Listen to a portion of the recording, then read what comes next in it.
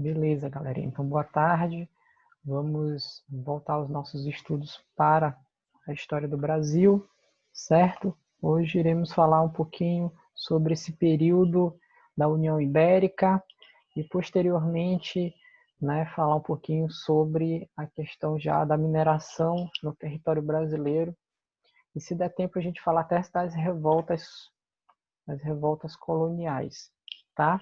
Enfim, a gente vai discutindo aqui sobre os aspectos desse período colonial do Brasil. A última aula que nós tivemos na sala de aula foi justamente sobre o ciclo da cana, certo? Então, só para a gente poder relembrar a divisão da história do Brasil, a gente tem aquele primeiro período que vocês já sabem, tá? Que é o período conhecido como período pré-colonial, 1500 a 1530, né? Onde a importância que tinha a terra brasileira para os portugueses era a extração do pau-brasil, né? O estanco régio em relação ao pau-brasil. Tínhamos as primeiras feitorias, o escambo entre os portugueses e os índios. E como Portugal tinha um comércio oriental muito forte, né, não tinha interesse em colonizar o território brasileiro. A partir de 1530, para ser mais exato, 1532 e 35, nós teremos, a colonização de fato do território brasileiro através das capitanias hereditárias, as 14 capitanias, divididas em 15 lotes, 12 donatários, teremos a carta de doação e o foral, tá? Que foram os primeiros documentos legitimando essas terras para as pessoas que iriam fazer os seus investimentos no território brasileiro, nas capitanias hereditárias.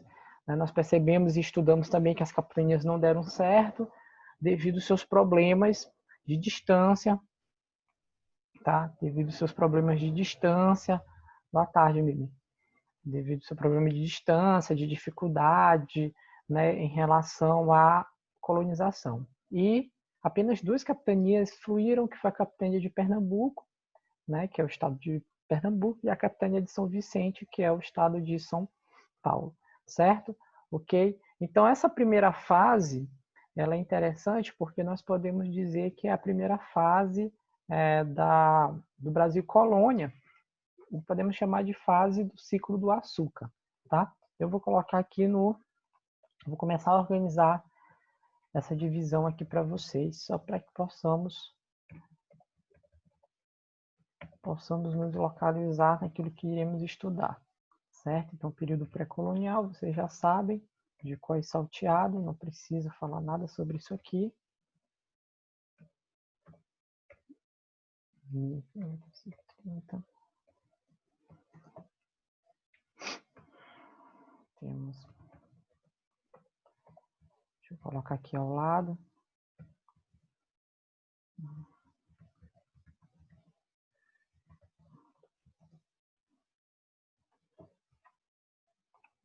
Aí eu vou colocando, fazendo uma linha do tempo aqui para ficar melhor.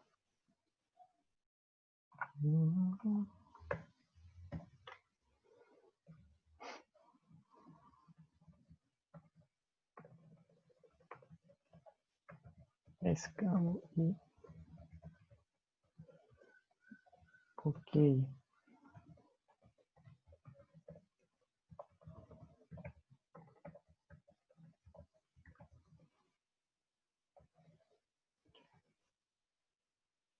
Vou colocar aqui primeira fase para ficar melhor. Vamos ter as capitanias hereditárias, governo geral e ciclo da cana-de-açúcar. Pronto. Tá?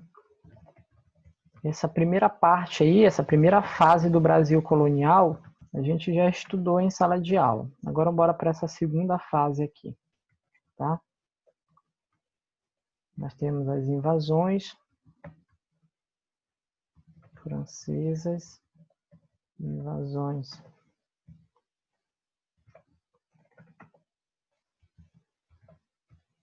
invasões holandesas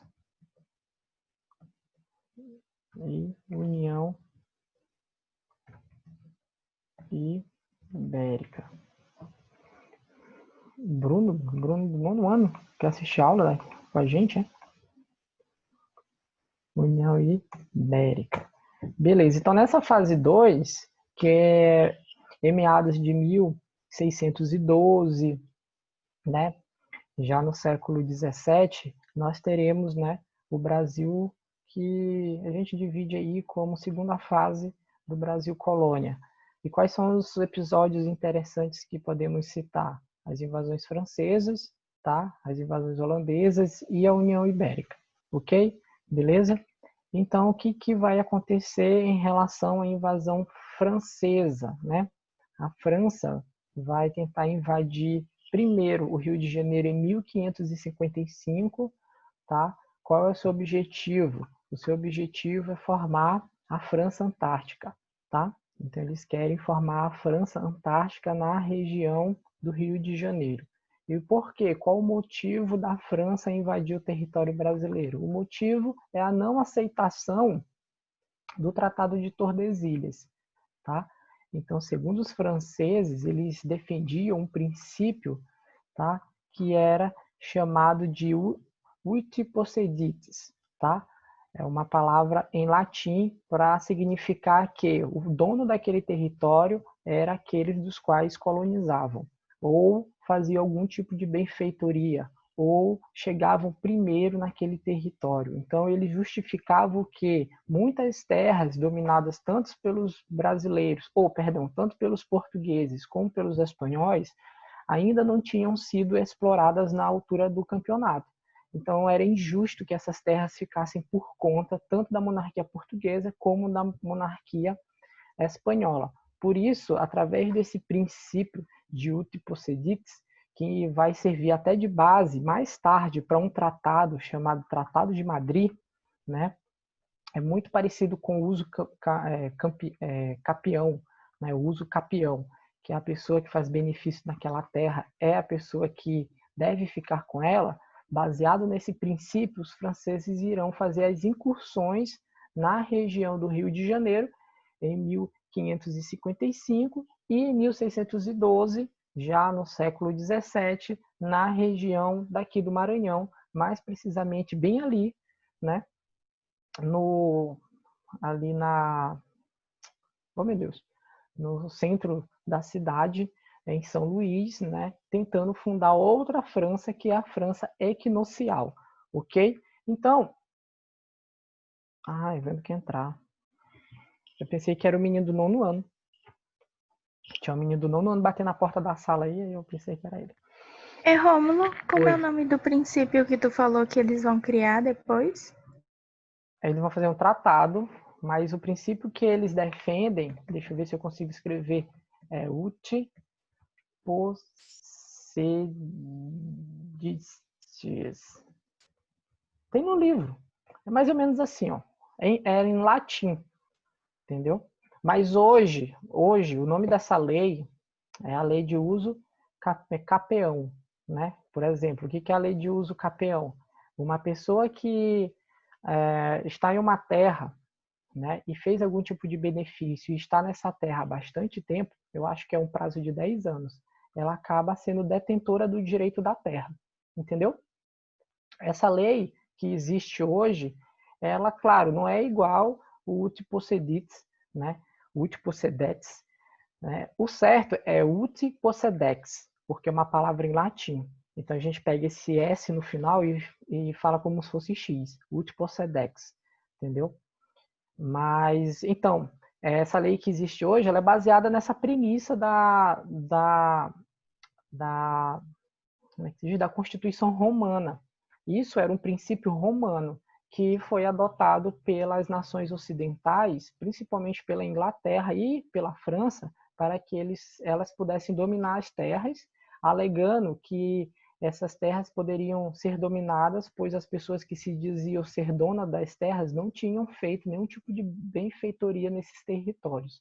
E era o caso nem tanto do Rio de Janeiro, porque o Rio de Janeiro já tinha a presença de alguns portugueses, mas é o caso do Maranhão, que apesar de ter poucos portugueses, ainda não tinha, na época, em 1612, nenhum tipo de benfeitorias por conta da coroa portuguesa. Então, os franceses diziam assim, que tanto a monarquia espanhola como a monarquia portuguesa, elas não deveriam, por direito, ser possuidoras dessas terras, porque elas não faziam nenhum tipo de benefício, né? O máximo que elas faziam era colocar alguns colonos lá com algumas feitorias, ou seja, isso não justificava o fato delas serem possuidoras ou donas desses territórios. Tanto é que a França, nesse mesmo período, vai invadir terras que pertencem à Espanha, que hoje é a Guiana Francesa, tá?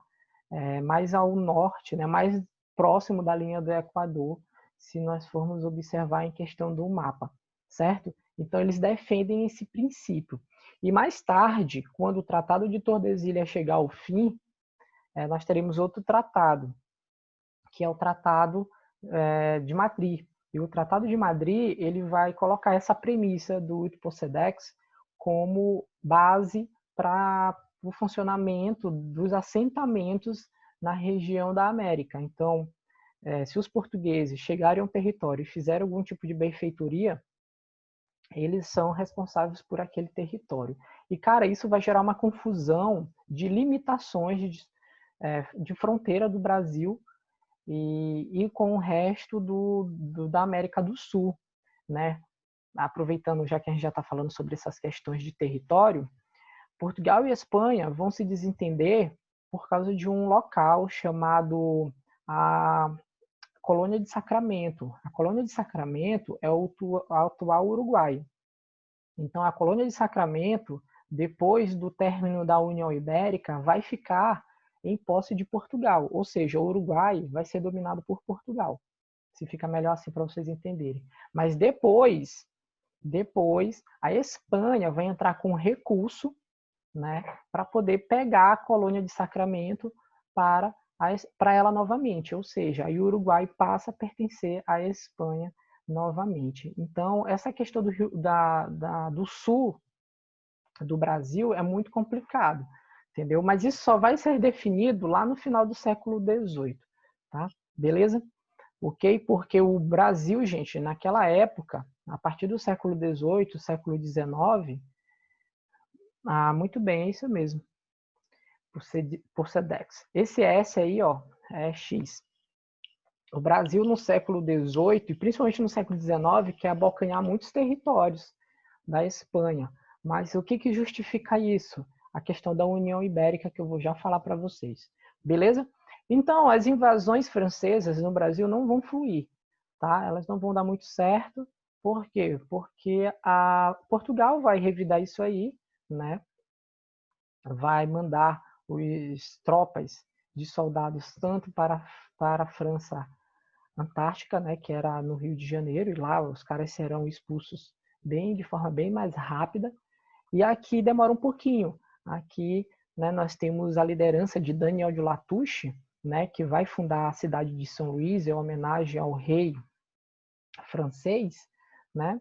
E aqui vai demorar um pouco e isso só vai acontecer depois da Guerra de Guaxinduba, que nós teremos Jerônimo de Albuquerque, né, líder das tropas portuguesas, expulsando os franceses em 1615, do nosso território. Mas qual a importância de citar as invasões francesas, tanto na região do Rio de Janeiro, como na região do Maranhão? Claro que quando a gente for falar sobre a história do Maranhão mais na frente, né, para uma possível revisão de prova do Enem, eu vou adentrar nesse assunto, tá?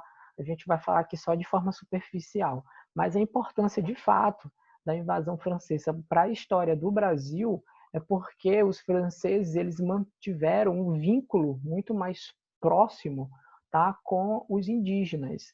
Então, os indígenas eles acabam se aliando aos franceses, diferentemente do que acontecia com os portugueses, tá? Por quê? Porque os franceses eles acabavam sendo muito mais amigáveis no seu processo de dominação e eles começam, né, a se aproximar de uma forma muito mais interessante em relação aos indígenas. Por isso eles não tiveram tanta dificuldade em criar a cidade de São Luís, aqui do Maranhão, e também em ficar durante algum tempo na região do Rio de Janeiro, ok? Beleza? Outra coisa importante, tá? Para esse momento é que nós vamos ter a invasão holandesa, tá? Em 1572, a gente passa a observar que a Holanda vai se fortalecer em uma nação, né? E em duas companhias de mercadores, a Companhia das Índias Orientais e as Companhias das Índias Ocidentais, tá? E o que vai impulsionar a invasão holandesa no território brasileiro?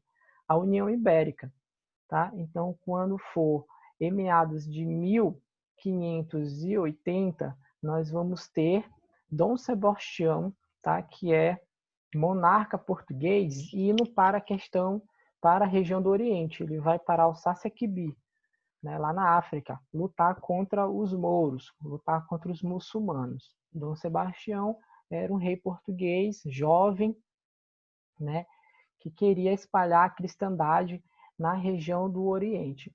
Então, lá por rumo de Alsácia-Quibi, ele acaba desaparecendo, tá? O rei português desaparece lá em rumo do Oriente e acaba não deixando herdeiro.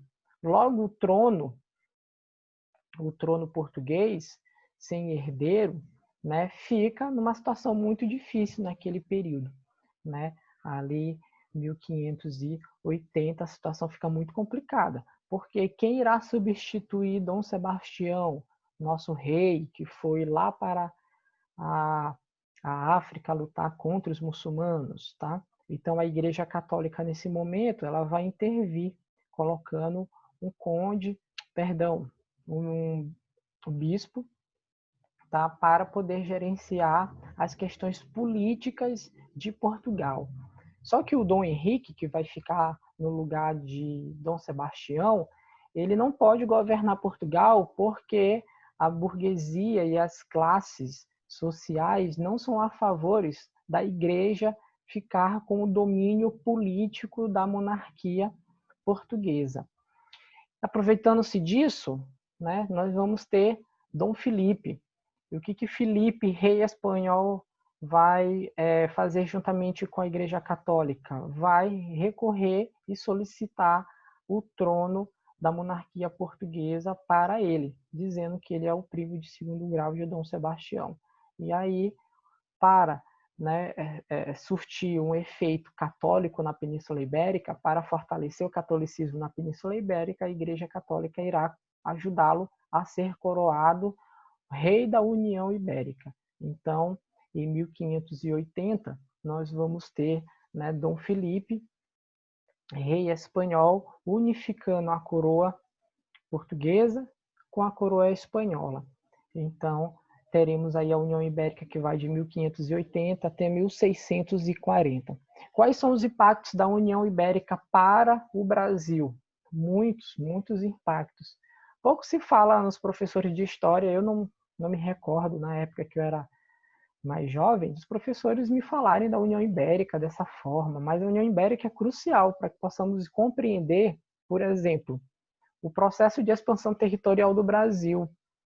A partir do momento que o Brasil passa a pertencer à Espanha, né, em 1580, 1590, né, as pessoas se sentem livres para quebrar o bendito do Tratado de Tordesilhas. Não tem mais sentido eu obedecer o Tratado de Tordesilhas. E se vocês pegarem o mapa bem aí, né, que vocês têm vários mapas no livro, com o Tratado de Tordesilhas, vocês vão observar que o Tratado de Tordesilhas favorecia metade do território brasileiro para a Espanha. Então, agora nós teremos migrações para regiões interioranas do território brasileiro. Já já, isso dará origem ao movimento chamado bandeirismo. Tá entendendo? Como uma coisa puxa a outra, uma coisa vai puxando a outra. Outro fator interessante através da União Ibérica é justamente a invasão holandesa. Os holandeses também, a exemplo dos franceses, já estão navegando na costa brasileira, tá? Eles também não concordam com o Tratado de Tordesilhas, eles são a favor do ATAD, do Utipocedex, tá? Eles também acham que dono da terra é aquele que domina, que está lá presente, que faz algum tipo de benfeitorias. E por isso os holandeses, eles também já estão de olho em fazer algumas incursões em territórios brasileiros. Tudo vai piorar para a invasão holandesa no período da União Ibérica. Por quê? O açúcar brasileiro ele só pôde ter o seu ciclo com o investimento da Holanda. Haja vista que no momento em que o açúcar brasileiro foi instituído na nossa região, ali no século XVI, a economia portuguesa já estava em declínio. Ou seja, Portugal já não tinha condições financeiras para arcar com as construções dos engenhos, das senzalas, da Casa Grande. Então, para quem Portugal na época foi pedir financiamento? Para os banqueiros holandeses. E a Holanda é muito rica, porque como eu falei agora há pouco para vocês, a Holanda tem duas companhias de comércio. A Companhia das Índias Ocidentais, né, que inclusive quem lidera a Companhia das Índias Ocidentais é o Maurício de Nassau, e temos as Companhias das Índias Orientais, né, responsável pelo comércio rumo ao Oriente.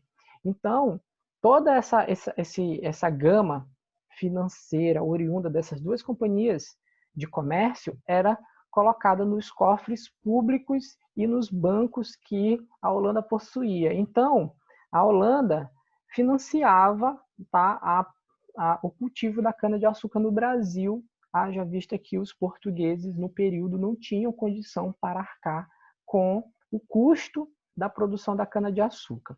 Então, quando o Brasil pertencia a Portugal, só a Portugal, né, a Holanda era muito próxima nas relações comerciais e tudo estava ali em casa, né, tudo estava tranquilo. Portugal, né, pagava seus empréstimos aos holandeses e etc. e tal. Entretanto, a partir de 1580, com a União Ibérica, né, Filipe da Espanha, ele não quer mais a presença dos holandeses no açúcar, ou seja, na economia açucareira do Brasil. E por que, professor, que ele não quer? Ele não quer por dois motivos. Primeiro, ele não quer pagar, tá, nenhum tipo de embargo e nenhum tipo de empréstimo para os holandeses. Ele afirmava que isso não era uma dívida e não era um tratado feito com a Espanha, e sim com a antiga coroa portuguesa, que não existia mais. E outro motivo, tá? Ele queria dominar, ele vivia em pé de guerra com a Holanda por questões territoriais no Oriente. Então, muitos territórios, muitos entrepostos, né, holandeses, eram motivo de dominação pelos espanhóis. E muitos territórios que pertenciam à Espanha no Ocidente, a Holanda buscava invadir. Então, eles tinham essa rixa, esse problema entre eles dois, a Holanda e a Espanha. Então, o que foi que Filipe da Espanha fez? Afastou os holandeses do comércio açucareiro do Brasil. Isso vai gerar o problema. Por quê? Porque a monarquia holandesa vai convocar o Maurício de Nassau para invadir a região de Pernambuco. Haja vista que eles vão primeiro na Bahia, vão ser expulsos, né? 1575, e depois eles irão para a região de Pernambuco. Quando eles chegam em Pernambuco, né, o povo pernambucano vai acolher, tá, os holandeses. Por que eles vão acolher os holandeses? Porque, gente, a Holanda vai começar a financiar, né, a burguesia pequena, mais crescente daquela região, tá? Então, quando Maurício de Nassau chegar ali, né, na região de Pernambuco, eles vão começar a financiar, e fazendo esse financiamento vai fortalecer as relações entre os colonos que temos na região de Pernambuco com a Holanda.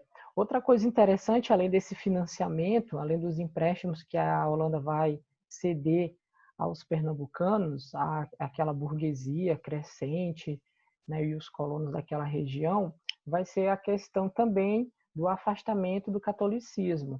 Então, os holandeses são calvinistas, tá? Eles são puritanos.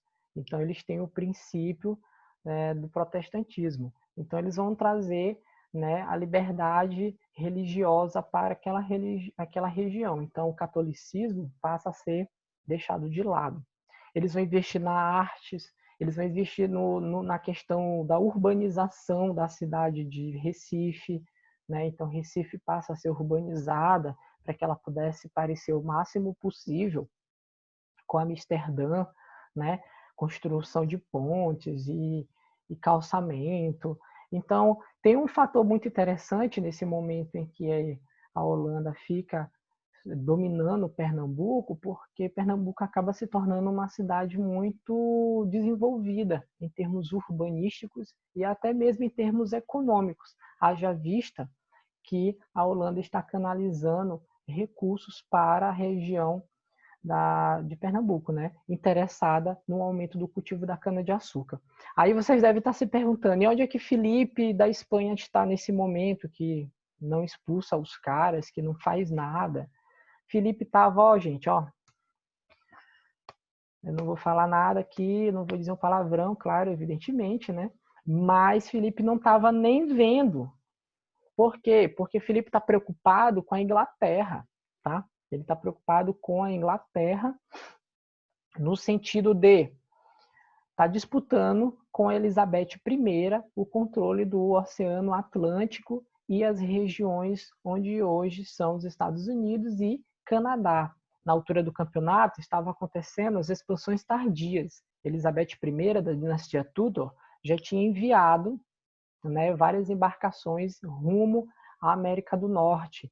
E Filipe II está pé da vida, porque não quer perder, né, as suas regiões porque no papel, Tratado de Tordesilhas, aquelas regiões pertenciam à Espanha, para a Inglaterra. Então, meio que, como os espanhóis estão com esse problema pessoal aí com os ingleses, eles acabam esquecendo o território brasileiro e quem faz a festa aqui vai ser os holandeses. Dúvidas até agora? Entenderam essa fase aqui, fase 2 do Brasil Colônia? Só para Rômulo, Oi. tu tá compartilhando a tela pra gente? Não. Ah, tá. Porque eu pensei que tava digitando pra gente olhar. Não, tô digitando não. Por causa das imagens do livro. Entendeu? Para ver se segue a ordem, se não, vou embora. Professor, Oi. o senhor podia me dizer como se deu a União Ibérica? Ah, sim. Então, a gente tem Dom Sebastião. Dom Sebastião era um rei bem novinho, né?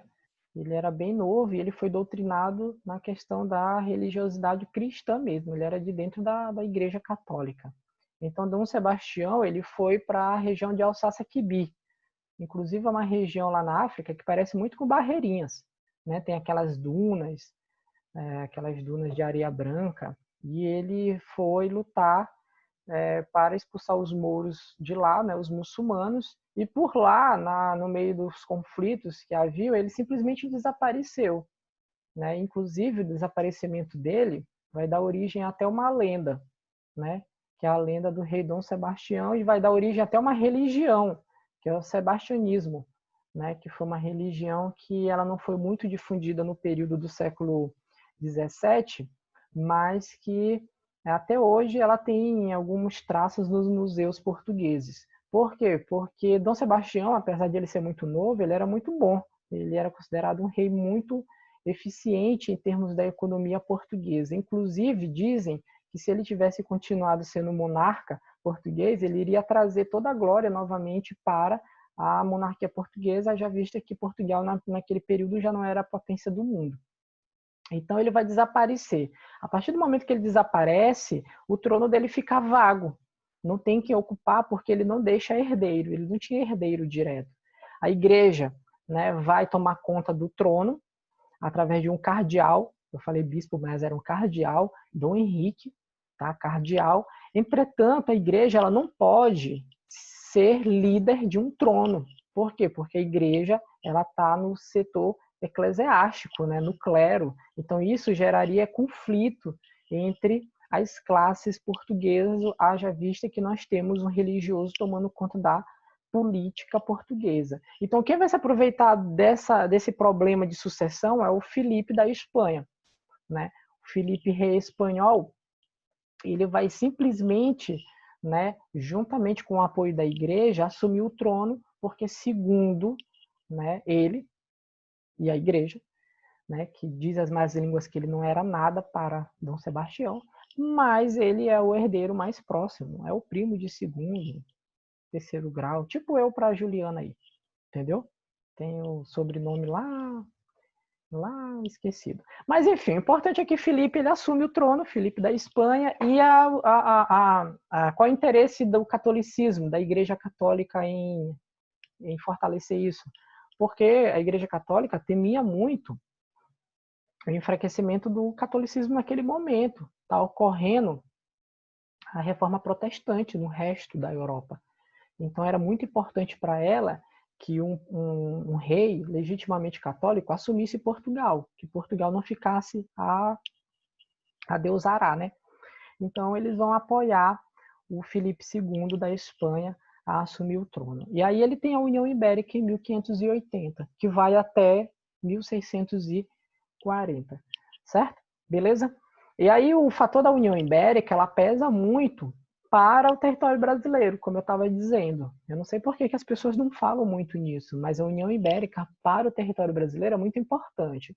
A primeira coisa vai ser a importância territorial, né? Não tem mais por que eu obedecer Tratado de Tordesilhas, porque não tem mais essa subdivisão entre Portugal e Espanha, já visto que tudo é uma coisa só.